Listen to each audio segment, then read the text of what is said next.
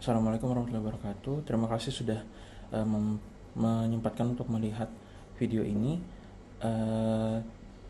Izinkan saya untuk mempresentasikan hasil penelitian saya yang saya kerjakan sebagai sebuah tesis di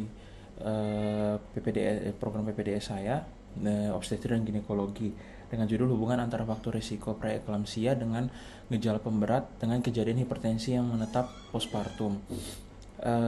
Seperti kita tahu, kelainan hipertensi kehamilan memiliki prevalensi global 5 hingga 10% dan konsisten menjadi 3 besar penyebab kematian maternal di Indonesia. Patogenesis preeklamsia diinisiasi oleh adanya defek remodeling arteri spiralis yang memicu resistensi vaskular sistemik dan nantinya itu akan berlanjut pada sintesis protein anti-angiogenik yang berlebih hingga akhirnya nanti akan menyebabkan disfungsi endotel sistemik secara generalisata dan respon inflamasi berat tergantung dari respon maternal itu sendiri. Meskipun kehamilan telah diterminasi, biasanya kaskade patofisiologis dari preeklamsia ini seringkali tidak serta-merta membaik atau mereda.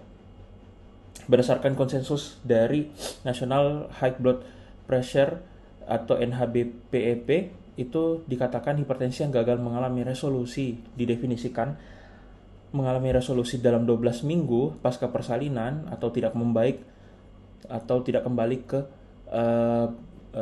kategori normotensi pasca persalinan 12 minggu itu diklasifikasikan sebagai sebuah hipertensi kronis.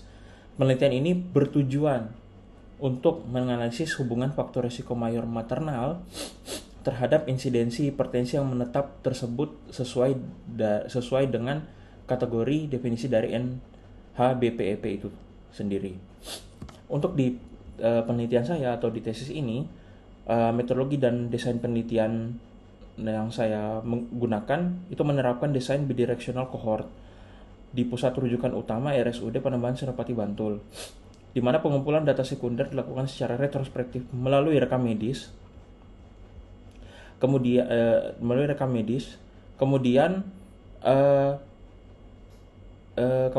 dilanjutkan dengan observasi longitudinal secara prospektif selama 12 minggu pasca persalinan. Di sini nanti akan didapatkan hasil yang saya ingin dapatkan sesuai dengan hipotesis saya sebelumnya.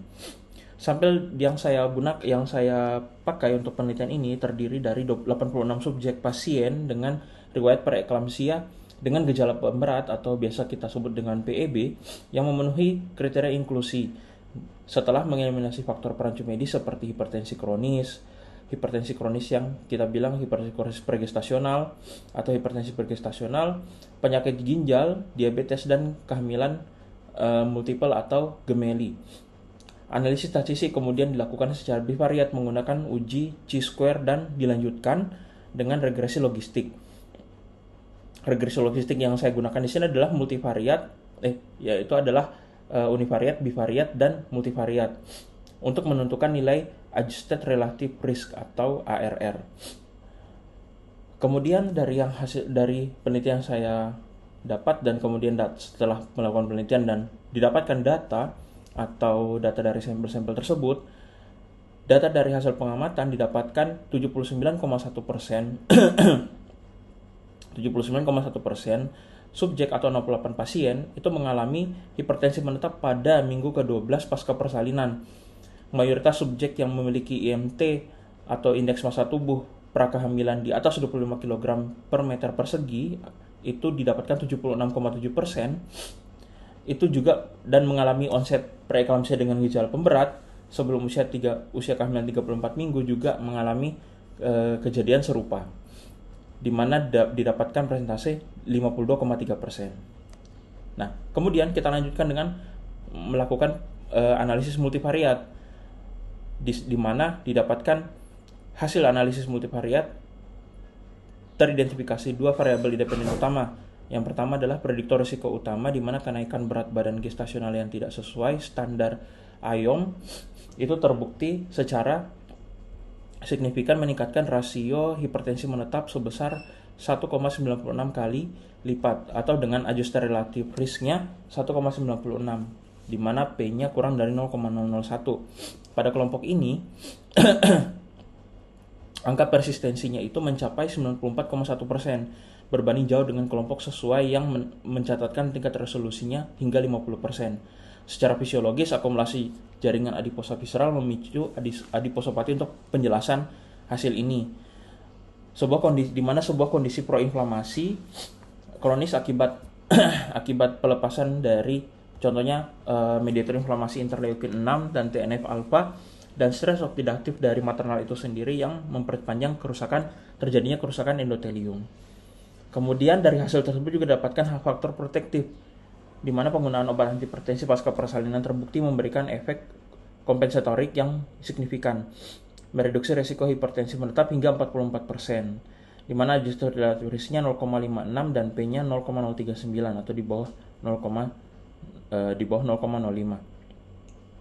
Di sini melalui mekanisme di mana dikatakan fungsinya itu adalah terjadinya remodeling vaskular. Di sini dari hasil data tersebut dikatakan sebaliknya, apabila dia tidak dilakukan pengobatan hipertensi, di sini akan terjadi resiko untuk kejadian hipertensi menetap pasca persalinan itu meningkat. Kesimpulan dan implikasi klinis dari penelitian ini adalah penambahan berat badan gestasional berlebih merupakan faktor prediktor independen paling dominan terhadap kegagalan resolusi hipertensi pasca persalinan pada pasien preeklamsia dengan gejala pemberat. Sementara itu, intervensi farmakologis adekuat pasca persalinan terbukti itu efektif memproteksi pembuluh darah dari kerusakan endotel permanen. Rekomendasi klinis dari penelitian ini menekankan pentingnya pengawasan terhadap kenaikan berat badan ibu sejak